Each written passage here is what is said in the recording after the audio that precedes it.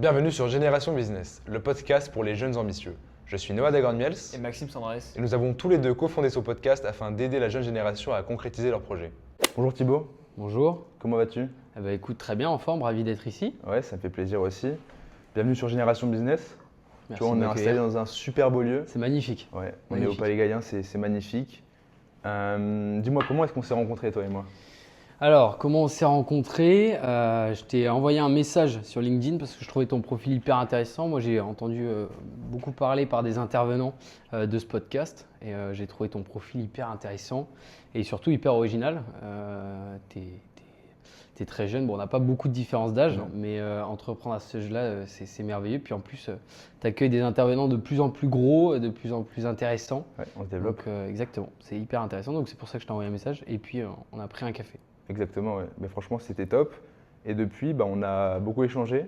Exactement. Et je me suis dit, pourquoi pas te faire venir sur le podcast parce que toi aussi, tu as un profil très intéressant. Et on va Merci. en parler juste après. En fait, c'est l'objet de ce podcast, Ouais, justement, tout de à parler fait. de toi. Donc, tu disais qu'on n'a pas beaucoup d'écart, toi et moi. C'est vrai. Quel âge t'as, toi? Alors, moi, j'ai 21 ans. Je suis né en 2005. Moi, je suis entrepreneur également. Et donc, si je dois faire un peu mon CV, je suis président de Zencoy SS. J'ai l'honneur de présider son board. Et chez Zencoy, donc, on propose deux types de services. D'abord, une plateforme en ligne sous forme d'un réseau social, zencoy.fr, zenkoi.fr, qui permet à des porteurs de projets start-up ou non, chefs d'entreprise PME, de recruter, alors soit du freelance, donc à courte durée, des associés potentiels ayant un domaine de prédilection différent du leur, des fonds d'investissement privés et du business angel pour faire une levée de fonds. Bref, l'idée c'est de réunir une communauté d'entrepreneurs et également d'intervenants pour connecter un petit peu tous ces domaines de prédilection. Ok. Et donc à côté de ça, on fait aussi de l'événementiel, les soirées Keros by Zencoy un peu partout en France, où on accueille des stands d'entrepreneurs, de porteurs de projets, de start-up qui viennent présenter à un réseau uniquement B2B leurs produits, leurs offres pour créer des liens directement pendant la soirée. C'est ça qui a été remonté. C'est sur ça qu'on est parti comme direction d'événementiel et également donc, des intervenants sous forme de conférences qui viennent effectivement animer l'événement. Donc nous vraiment c'est sur ces deux domaines d'activité-là qu'on propose de travailler. Ok. À côté de ça, en fait, je me qualifie un peu comme un multi-entrepreneur qui essaye. Je n'ai pas encore sorti la unicorn, mais je compte bien la développer au maximum. Donc, je suis sur un second projet qui est sur le domaine un peu plus médical. Ça s'appelle le MyMotroc. J'accompagne une orthoptiste de métier qui développe une cible qui permet en 10 minutes par jour à tous nos collaborateurs, collaboratrices sur les écrans, qui passent 8-10 heures sur les écrans par jour, de limiter la fatigue oculaire, les maux de tête. Ça, c'est des problèmes que les RH ou bien même les médecins du travail remontent aux dirigeants. C'est le problème de la fatigue sur les écrans. Bien sûr. Et donc, nous, on développe cet outil 10 minutes par jour, 8 exercices, limiter la fatigue oculaire sur les écrans. Voilà. Ça fait 3 minutes que tu énonces ton CV, donc c'est quand même un gros CV pour Ouais, 21 je suis ans. désolé. Ouais, Non, mais y a pas de effectivement, c'est un souci. peu long. Et encore, je pourrais rajouter d'autres projets en cours, mais qu'on gardera confidentiels pour l'instant, Ouais, bien sûr. qui sont en construction. Mais l'entrepreneuriat, c'est un peu ça, c'est de tester un peu, de voir des marchés, de prendre T'accumules des les rendez-vous. casquettes aussi. Et c'est ça, exactement. Ça, cette question de casquette, je pense qu'on y reviendra. Bien sûr. C'est important de la tenir, d'avoir plusieurs casquettes pour travailler son projet, puis avoir plusieurs visions de métier, marketing, dirigeant, comptable un petit peu, et surtout être bien accompagné. On le verra à la suite du podcast, Bien sûr. mais être bien accompagné, c'est super important, quoi. Ouais, c'est sûr, c'est sûr. Ça fait quelques mois qu'on échange, mais en fait, je sais même pas d'où tu viens. Tu m'as jamais vraiment raconté ton histoire. Ouais, Donc, tout à fait. on a parlé de tes boîtes actuelles, de tes projets, mais d'où tu viens toi réellement? Comment est-ce que tu t'es lancé dans l'entrepreneuriat? Alors, sur le côté professionnel, donc ma première activité, elle a été un petit peu discrète dans le sens où j'étais très jeune, j'avais 16 ans. C'était pendant le Covid. Ok. Avec un ami à moi, un très bon copain, on a décidé de lancer une entreprise. Le souci, c'est qu'on était très jeunes, donc aucune notion de légal, entre guillemets. Ouais, bien sûr. On a démarré un site internet en ligne où on vendait des posters de voitures de course, donc avec des données qu'avait la voiture. Donc c'est son moteur, le nombre de tours sur le circuit qu'il a pu faire, sa date de sortie, le créateur de la voiture, la marque, etc., des informations. Donc c'était très stylisé avec une belle photo de la voiture et puis des informations données sur le véhicule. On vendait aussi des t-shirts et notre société. Le site internet s'appelait CarSpotter. Ok. Donc c'était vraiment en lien et voilà, avec le monde de l'automobile que mon très cher ami adorait. Et puis l'entrepreneuriat, ça a été là où ça a démarré, où on a compris qu'en fait, ce monde où il fallait changer de tout au tout, du marketing, de l'autre côté de la construction produit, jusqu'à en fait créer un site internet avec des liens avec certains fournisseurs. C'est des trucs qui sont hyper intéressants. Et c'est ça qui nous a donné, je pense, l'énergie pour entreprendre. Ouais. Lui aussi est entrepreneur, donc tu vois comme quoi l'histoire a perduré. Alors chacun d'entre nous, on est resté très très copains, c'est toujours mon très bon ami. On a décidé d'arrêter pour des questions tout simplement légales, quoi, hein. Ouais, bah oui, bien sûr. C'est effectivement quelque chose qu'il fallait prendre en compte. À 16 ans, ouvrir une société, c'est un peu délicat. Donc c'est pour ça que ça s'est arrêté à la fin Covid. Ouais, voilà. Ok, d'accord. Mais c'est vrai qu'on commence souvent comme ça. Moi, je me souviens, mon premier business, entre guillemets, il n'était pas légalement déclaré. C'était dans l'horlogerie. On en reparlera puisque Bien sûr. tu t'intéresses beaucoup à l'horlogerie, toi aussi, tu aimes Ouais, ça. ouais, tout à fait. Et donc, ça me parle forcément, ce que tu me dis, de lancer son business et sans vraiment savoir comment toucher à tout ce qui est légal. Et puis même, comme tu dis, à 16 ans, ouvrir une boîte, à C'est moins ça. que tu sois émancipé, c'est pas faisable. Exactement. En fait, c'est ça, hein. Une après-midi, ma mère rentre dans ma chambre. Tu sais, j'habite toujours chez mes parents à cette époque. Elle rentre dans ma chambre, elle me dit ouais, tu es en train de faire quoi? Je lui présente un peu ce que je fais. Elle dit ouais, mais tu sais qu'il y a des choses qui sont à déclarer, il y a des papiers à faire, il faut ouvrir une structure, machin. Et donc tout de suite, on a arrêté ce business. Mais en fait, c'était, on va dire, l'important, c'était pas le chiffre d'affaires qu'on a généré avec cette entreprise, parce qu'il était vraiment très faible. Tu as gagné combien avec ça? J'ai dû faire quelques milliers d'euros, pas plus. J'ai dû faire 1 ou 2 000 euros. Ok. Voilà, c'est pas... En fait, l'idée, c'est qu'on est resté en vie 6 à 7 mois et on va dire les compétences qu'on a le plus développées, parce que c'est sur ça que je présente mon projet, c'est les compétences que j'ai développées. C'est d'abord montrer qu'en fait, c'est possible d'entreprendre. Deuxièmement, d'échanger aussi vite de casquettes, comme je l'ai dit, entre le marketing, la construction de produits, la gestion, etc. En fait, c'est ça, je pense, qui a été le plus marquant pour tous les deux avec donc mon premier associé, disons. Ça a été la diversification des domaines de prédilection à rentrer dans ce projet. Ouais. Et donc, je pense que c'est ça qui m'a le plus payé, en fait. C'est vraiment ça. Et puis, ouais, ça a été franchement une super aventure. Ok. Super aventure. Ouais, franchement, tant mieux. Bah, nous aussi, avec mon équipe qui est derrière les caméras, on a lancé une boîte il y a un peu moins de 2 ans. J'en ai entendu parler, ouais. Ouais, t'en as entendu parler? Ouais. Ça s'appelle Start and Scale. Et justement, pareil, nous, on n'a pas gagné beaucoup d'argent, on en a même perdu. Mais on a gagné énormément d'expérience et beaucoup de réseaux. Et tu vois, justement, tu es là aujourd'hui, mais tout le réseau que j'ai Bien sûr. accumulé depuis, c'est grâce à ça. Bien Donc sûr. justement, je me dis pas, j'ai perdu de l'argent ou j'ai rien gagné. En fait, non. Tu vois ce que tu gagnes. Et puis, comme on dit, il n'y a pas de défaite. Tu apprends, Bien sûr. tu gagnes. Bien sûr. L'idée, c'est en fait de s'y retrouver sur les compétences que tu vas mettre en place. Alors, en fait, moi, ce que je présente souvent, enfin, en tout cas, ça n'engage que moi, c'est ma vision des choses. Mais pour moi, un business où tu n'engages pas de frais à risque, c'est-à-dire à risque pour toi, pour ta famille ou pour toute autre personne, ou alors tu es dans une situation de vie qui te permet d'entreprendre quelque chose et de ne pas prendre de danger financier ou légal, quoi, hein. Pour moi, c'est un super outil pour développer des compétences parce que c'est un peu de l'autodidacte et ça permet de travailler sur des domaines que tu n'aurais pas pu faire juste sur des cours, juste avec une formation. Donc clairement, c'est hyper intéressant. Puis le business que tu as pu commencer à développer, ça t'a ouvert effectivement du réseau, des compétences managériales parce qu'il faut travailler avec l'équipe, même si tu es Bien associé, sûr. il faut travailler avec eux, il faut Totalement. savoir s'entendre, savoir développer quelque chose et puis construire toute la structure, disons, c'est assez intéressant, tu apprends plein de choses, quoi. Ouais, totalement. Mhm. On va revenir sur ton business actuel, ce que Ouais. tu fais. Donc, tu nous as dit que tu es CEO de Zenkoi. Ça fait. Tu nous parlais aussi d'un événement que tu organisais. D'ailleurs, j'en ai entendu parler beaucoup, beaucoup. Notamment, tu as eu de beaux invités. On en parlera après. Mm. Et qu'est-ce que tu fais, toi? Raconte-moi. Comment ça se passe une journée dans ton quotidien en tant que président de Zenkoi Alors, globalement, les réunions, enfin, disons que les journées, elles se constituent beaucoup de réunions et, on va dire, d'imagination. Moi, ce que j'entends beaucoup et sur quoi je suis vraiment en phase, c'est que quand tu es dirigeant de société ou président, tu as comme rôle d'être le cerveau de la boîte. C'est-à-dire que tu ne dois pas être dans l'opérationnel H24. Moi, je le citerai très mal, mais en tout cas, j'aime beaucoup ce monsieur. En tout cas, ce qu'il dit sur l'entrepreneuriat, c'est le directeur général qui a été élu par le board de Carrefour, qui disait qu'en fait, moi, un jour, donc, j'ai présenté mon agenda qui était plein et j'étais très fier qu'il soit plein de 8h à 20h, il n'y avait que des rendez-vous.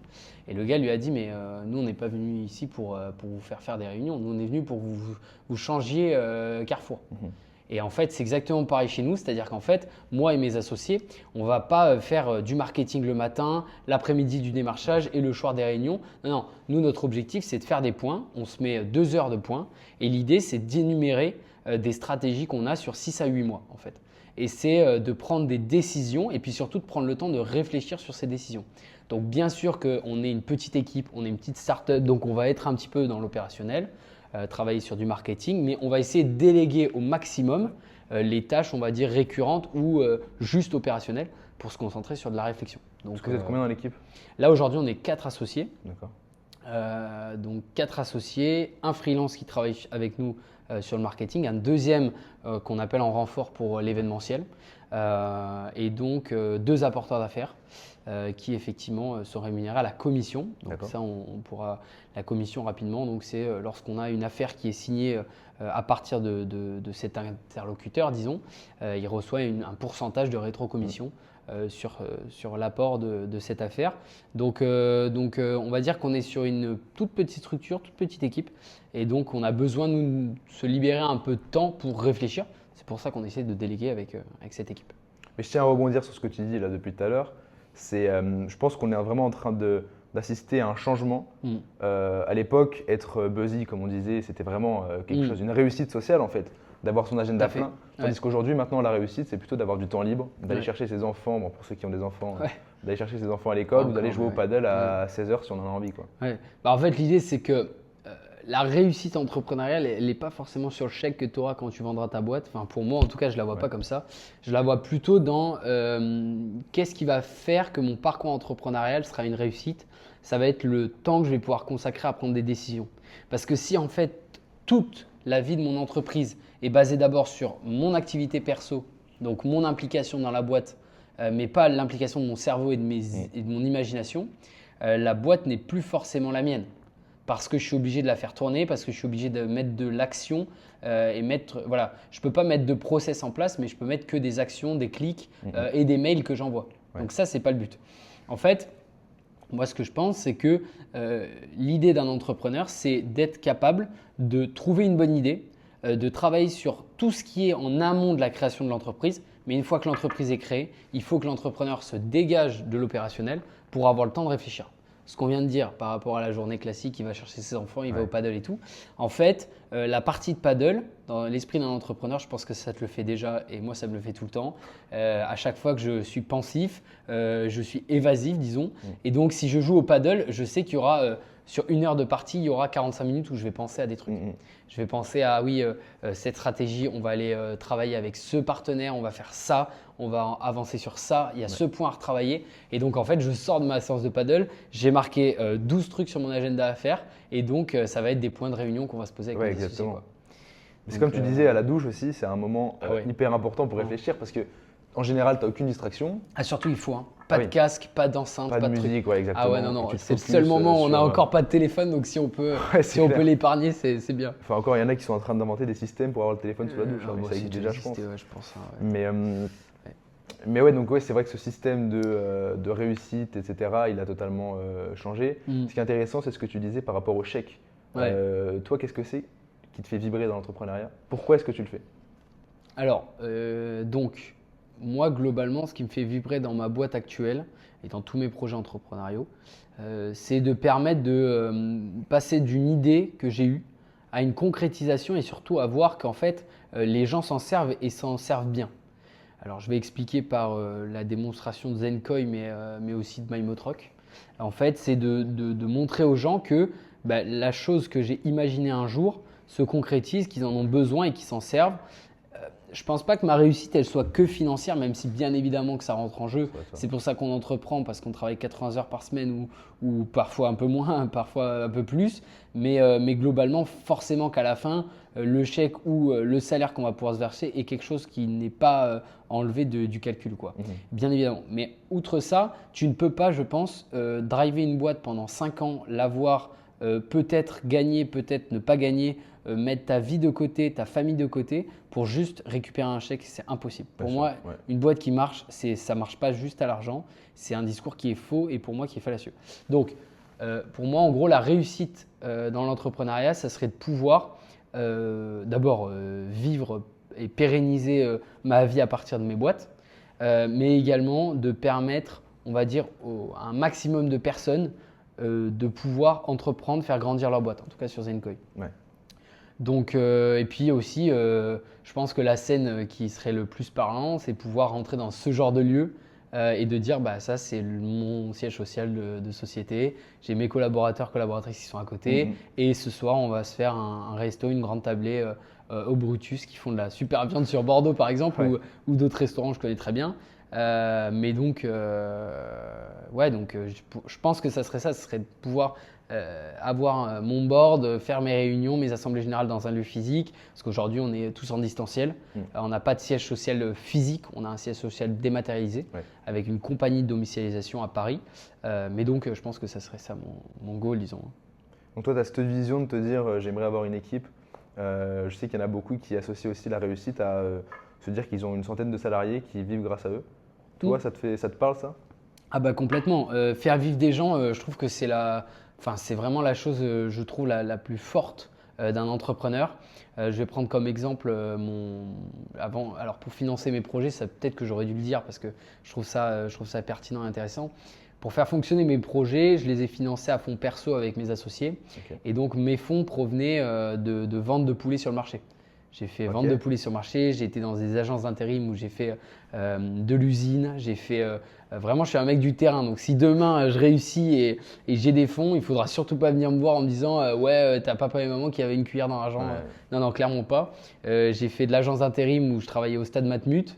Je peux le dire maintenant, mais j'ai été mascotte des Girondins c'était toi pendant une période. J'ai été mascotte des Girondins de Bordeaux.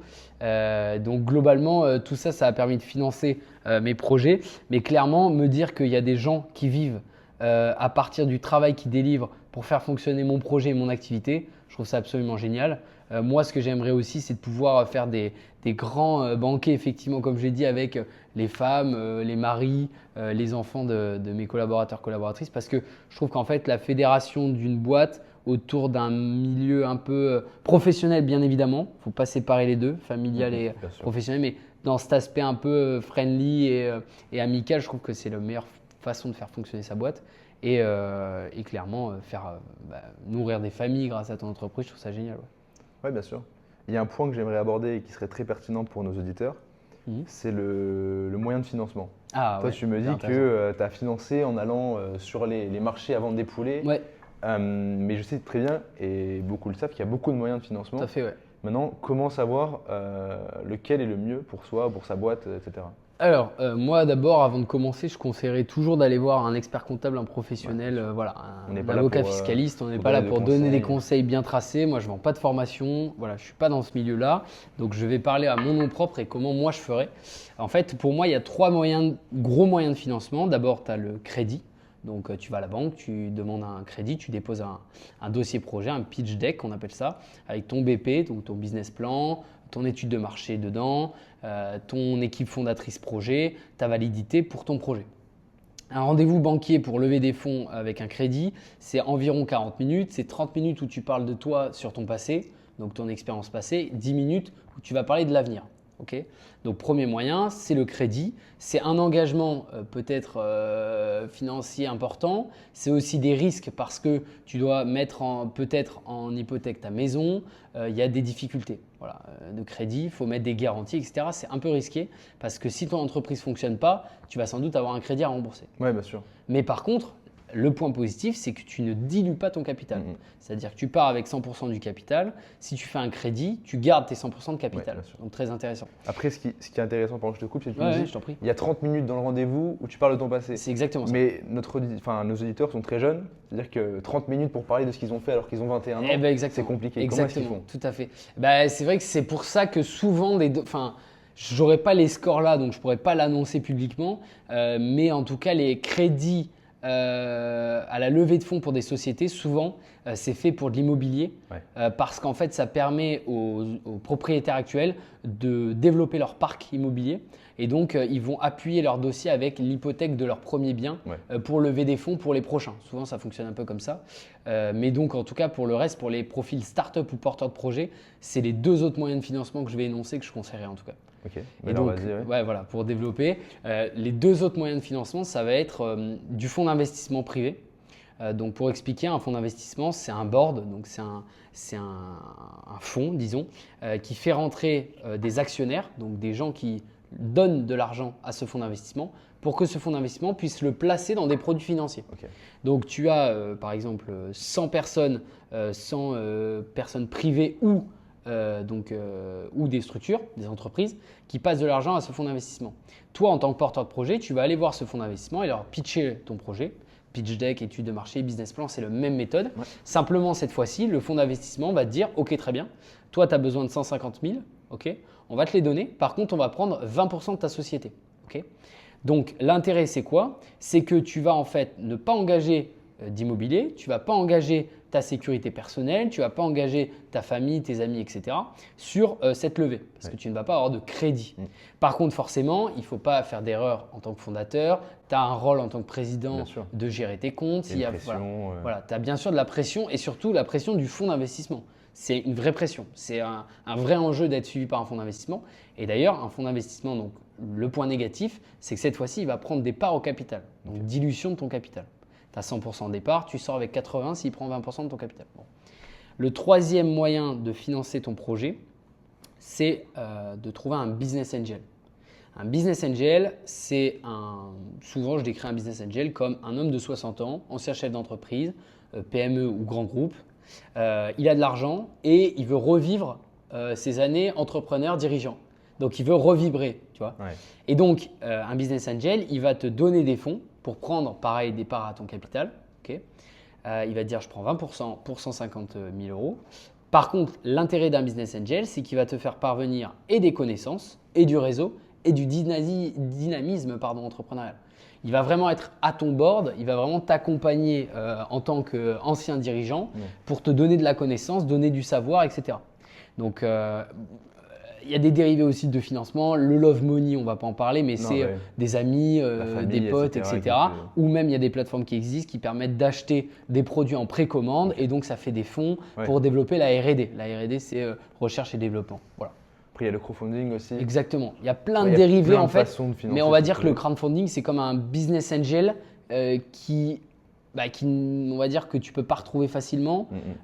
Qui par contre, le crowdfunding, c'est un vrai levier pour tout ce qui veut développer des produits hyper virales. Parce qu'en fait, si tu fais rentrer 50 000 personnes dans ta campagne de crowdfunding, il y en a 50 000 qui vont parler de toi. Bien sûr, oui.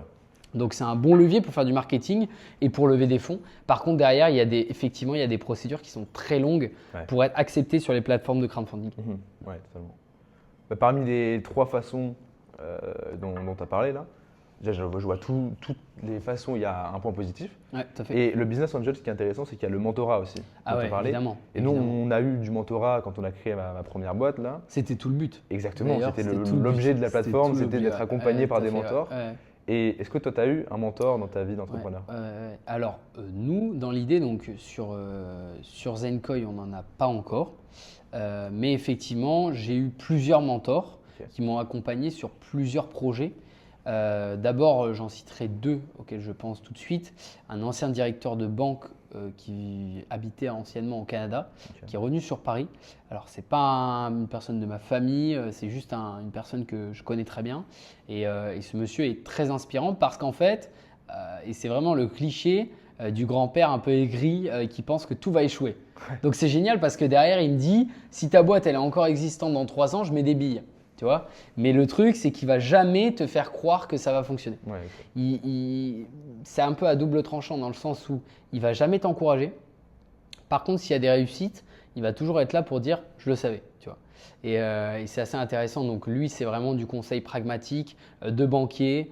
Donc vraiment, c'est si j'ai pas mon tableau Excel où je peux lire et voir qu'une case va bien, une case va pas bien, je j'y vais pas ou je te conseille pas. Tu vois. J'en ai eu un autre effectivement. C'est un ancien dirigeant d'une grosse compagnie. Donc il a été multi-entrepreneur. D'abord, il a commencé dans la literie. Il voulait vendre de la literie d'exception de qualité à des hôpitaux, etc. Italiennes. Donc en fait, il a été directeur général France de ce label qui voulait se développer partout dans le monde et qui partait de l'Italie. Et ensuite, il a arrêté cette activité parce que ça n'a pas fonctionné. Donc tu vois, comme quoi les échecs, je pense qu'on y reviendra aussi, mais c'est le truc le plus important. Il n'y a pas d'entrepreneuriat et de réussite sans échec, mais ça c'est trop cliché pour le dire. On expliquera avec des preuves, notamment lui, qui m'a dit donc la literie, ça n'a pas du tout fonctionné, je me suis cassé la gueule. Donc la deuxième étape de sa vie, ça a été de monter une société. D'ailleurs, tout le monde en consomme et voilà, et ça a très très bien fonctionné. Il l'a revendu avant, mais il a été repris par une grande chaîne. C'est tout ce qui est les légumes en conserve. Je ne citerai pas de marque, mais je ne me rappelle plus comment ça s'appelle. Je crois que c'est Petit Pois ou Grain, je ne sais pas quoi. Donc c'est une marque qui aujourd'hui fonctionne très bien, il y en a partout dans le monde.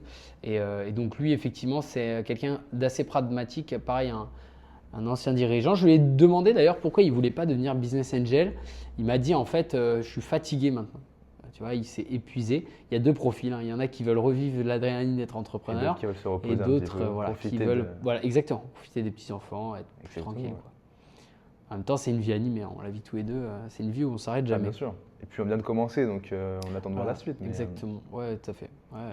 Après, il y a beaucoup de gens qui, et là je pars sur un autre point, qui se focusent sur un seul projet et c'est qu'ils mettent toute leur vie dedans, toute leur énergie. Toi comme moi, on a plusieurs projets. Moi j'ai le podcast, je suis en train de créer des boîtes à côté, etc. Toi aussi, dont le projet avec l'orthopsiste, Zenkoi, et je sais que tu travailles sur d'autres projets. Comment est-ce que tu le gères tout ça? Parce que déjà il y a le fait de gérer son temps, mais son énergie aussi, c'est important. Oui, tout à fait. Alors pour moi, il n'y a pas d'erreur à se concentrer sur un seul projet, il n'y a pas d'erreur à se concentrer sur plusieurs projets. Le seul truc, c'est qu'il ne faut pas qu'il y en ait un qui prenne trop de place par rapport à l'autre. Pour moi, ce qui est important, c'est d'être capable de gérer son temps de manière à ne pas diviser la journée entre le matin, je travaille sur ça, l'après-midi, je travaille sur l'autre. En fait, pour moi, si tu n'es pas dans l'opérationnel, tu es capable de diriger plusieurs structures. Je vais prendre l'exemple classique. Je pense qu'en France, en tout cas, je n'en connais pas d'autres de plus médiatisé et flagrant, Anthony Bourbon, qui est multi-business angel, notamment grâce à plusieurs chaînes de télévision ou même grâce à son club. En fait, il disait quelque chose de très vrai. Lui qui est au board de plus de 60 startups dans lesquelles il a investi, il n'a pas le temps forcément d'assister à toutes les réunions du board. Bien sûr. Par contre, il est capable d'intervenir là où ça lui semble important. Donc pour moi, c'est exactement pareil dans les projets que je suis en train de monter. L'opérationnel, j'ai réussi sur certaines parties à me détacher de cet opérationnel. Je suis plus dans la partie réflexion, recherche de développement que dans ce côté juste faire tourner la machine, quoi. Donc dans l'idée, pour moi, la stratégie, c'est de dire tant que je reste dans l'opérationnel, que j'ai été d'ailleurs au départ de mes différents projets, je me concentre sur un seul projet. Et dès que je sors de cet opérationnel-là, je peux démarrer d'autres projets éventuellement. Mais au-dessus, je pense qu'il y a un nombre à pas dépasser, sinon tu ne dors plus. Et en plus de ça, pour pérenniser tes business, si tu en as plein et qui sont vraiment différents, tu ne vas pas pouvoir les pérenniser longtemps, quoi. Enfin, pour moi, ça me semble compliqué. Ouais, c'est clair. C'est clair. Je reviens sur un point dont on a parlé au tout début. J'ai mis du temps à comprendre ce que c'était réellement Zenkoi. Je pense que tu en as parlé rapidement au début, mais est-ce que tu peux vraiment expliquer comment ça fonctionne? Donc, tu as parlé qu'il y avait donc, les soirées que tu organisais, la plateforme comme un réseau social. Exactement. Et explique-nous ce que c'est cette plateforme, comment ça fonctionne, pourquoi est-ce que un de nos auditeurs devrait se mettre dessus sans faire de pub. Tous. En fait, l'idée, c'est que chaque entrepreneur qui écoute ce podcast, vous avez chacun votre place sur Zenkoi. Zenkoi, c'est une plateforme en ligne où tu peux déposer un projet. Donc, tu vas cliquer en haut à droite, publier ton idée. Tu as un formulaire à remplir avec des cases, des documents, etc. à compléter. Okay. Ce post-là, il va être publié sur un feed. Donc, exactement comme sur Instagram, à la place de mettre ta tête sur une plage, tu mets ton post d'entreprise. Okay, chef d'entreprise PME, start-up qui veut lever des fonds, etc. Dans ce post-là, on va te demander ce que tu veux rechercher. Donc, un business angel, un fonds d'investissement, un investisseur, un associé, un freelance, ce que tu cherches. Okay. Des apporteurs d'affaires, etc. Ça peut être très varié. Tout ce qui est professionnel. Okay, tu ne vas pas chercher une femme. Okay. Donc, l'idée, c'est d'abord, tu constitues ton dossier, tu le déposes. De l'autre côté, tu as tous les intervenants, des freelances, des business angels, des investisseurs, des fonds d'investissement qui nous suivent, qui vont venir se renseigner sur les différents projets qui sont là. Et en fait, nous, on fait l'intermédiaire entre ces deux parties. L'intermédiaire, elle se fait comment? Tout simplement en cliquant sur « Contacter le fondateur ». De là, tu ouvres une conversation, vous discutez et vous vous mettez en relation. Donc en fait, l'intérêt, c'est avant tout de protéger le porteur de projet parce que les documents qu'il va mettre dans son projet sont confidentiels. Okay. Il faut demander l'accès aux documents. La documentation, la demande est tracée. On a l'heure, l'identité de la personne puisque tout est vérifié avec notre partenaire, avec Stripe, donc mondialement connu, vérification d'identité paiement qui sont certifiés par Stripe. Et donc l'intérêt aujourd'hui, c'est de bien expliquer que Zencoin est un véritable outil pour d'abord sourcer des projets, s'impliquer en tant qu'associé dans des projets, mais également lever des fonds. En gros, toute la partie entrepreneuriale peut être centralisée sur Zencoin. Et donc nous, aujourd'hui, on est suivi par 2 gros fonds d'investissement, notamment un parisien et un Singapour, qui sont sur Zencoin et qui traquent les projets. On accompagne d'ailleurs un porteur de projet là, qui va lever des fonds grâce à nous, à partir d'un fonds d'investissement et grâce surtout à lui et à son pitch de très grande qualité. Honnêtement, c'est un bel orateur qui va lever des fonds normalement avec un fonds d'investissement. Donc on va le suivre bien sûr et bien sûr pour certifier notre plateforme on a 2 gros partenaires, Mouv'J, tous nos auditeurs pourront aller chercher Mouv'J, concours national entrepreneur, une fois par an, 150 000 € de bons à gagner, donc énorme concours national, c'est des milliers de projets qui sont postés au même moment pour ce concours, et Advise, cabinet d'experts comptables en ligne qui t'accompagne gratuitement sur l'ouverture de ta société, l'optimisation fiscale, juridique et suivi comptable de ta boîte. Donc tout ça, ça nous permet en fait d'avoir de la crédibilité aux yeux d'un milieu qui a besoin d'avoir des certifications et de la protection parce qu'on voit qu'avec tout le business des formations qui sont de plus en plus, malheureusement, les bonnes formations sont de plus en plus noyées par tout ce vivier d'accompagnement un peu biaisé par des réalités mal fondées, quoi, je dirais. Eh ben nous, on vient ici en tant qu'acteur en disant bon, nous, on va reprendre les bases, on va être certifié par des outils Stripe, etc. Propres, on va avoir des partenaires solides et des documents qui sont tracés avec des informations et des porteurs de projets de qualité. Ok, voilà. D'accord, très bien. Et donc comment, vous, économiquement, comment est-ce que ça fonctionne? Comment est-ce que Zencoin gagne de l'argent? Alors nous, en fait, on va gagner de l'argent sur 3 pôles, on va dire. Le premier pôle, ça va être sur la partie abonnement. Donc, tous nos auditeurs, tous les porteurs de projets, les porteurs d'idées, les dirigeants de PME, pour vous, le dépôt de projet va être offert en 2026. À partir de fin 2026, okay. On travaille ardument pour que le porteur de projet n'ait plus à payer le dépôt. Aujourd'hui, c'est 4,99 €. Demain, ça sera 0. Okay. Nous, on veut permettre à des chefs d'entreprise, des porteurs de projet de déposer leur projet gratuitement. Donc, on travaille, on bosse dessus pour le rendre gratuit. La deuxième partie, la première partie de rémunération, c'est donc les abonnements. Okay. Quand tu es fondeur, tu déposes ton projet, tu vas être contacté par des freelances, des fonds d'investissement, des business angels, tout ce vivier, comme on a dit, qui allait devenir éventuellement actionnaire ou partenaire de ta boîte. Okay. Tout ce vivier-là, il paye un abonnement pour être certifié. Donc, selon dans quelle case tu te corresponds, tu payes un abonnement pour être d'abord certifié en tant que fonds d'investissement ou freelance ou investisseur, etc. Deuxièmement, pour avoir accès à un board, un tableau de bord qui permet de suivre et de traquer les projets. Donc, tu vas avoir, si tu es un fonds d'investissement, des données sur les projets en levée de fonds, sur les thématiques qui sont abordées dans ces projets, sur vraiment plein de data qui va être super important pour tracer les projets. Okay. Donc, ça, c'est un véritable outil. Pour les freelances, c'est pareil. Tu vas avoir un dashboard avec des informations sur les différents projets. Et surtout, tu vas être agréé en tant que freelance. Donc, il va y avoir une vérification humaine qui va vérifier que tu es freelance et que ton service est déposé. Tu vas devoir déposer ton numéro de sirène, un document, le CABIS, justifiant que ton entreprise est bien déposée. Donc vraiment, en fait, ça permet à la fois d'être certifié et d'avoir un agrément, entre guillemets, mais deuxièmement, d'avoir accès à des projets en étant certifié. Donc ça, c'est le gros outil. L'autre moyen de financement, c'est que nos partenaires, Advise notamment, fonctionnent avec de la rétrocommission. Donc dès qu'on envoie un lead, disons un client à cette structure, il nous rétrocommissionne. Donc c'est comme ça qu'on fonctionne. Et donc bien évidemment, lorsqu'on réalise une levée de fonds avec un client, éventuellement si on s'occupe de son dossier, donc si on l'accompagne en tant qu'humain sur son dossier, on peut également prendre la rétrocommission sur la levée. Mais ça, c'est un volet qui est beaucoup moins utilisé parce que ce n'est pas forcément notre principale activité. Ouais. Voilà. Ok, d'accord. Ouais, tout ça, c'est très intéressant. Bon, malheureusement, le temps file. Il ne nous reste que 10 minutes. Alors, j'aimerais aborder 2 points pour terminer.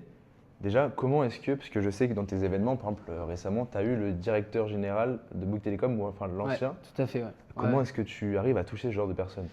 Bah alors, je pense qu'en fait, ça paraît tout bête, mais je pense qu'en fait, c'est intéressant d'aller regarder et étudier les dirigeants qui sont en fin de carrière.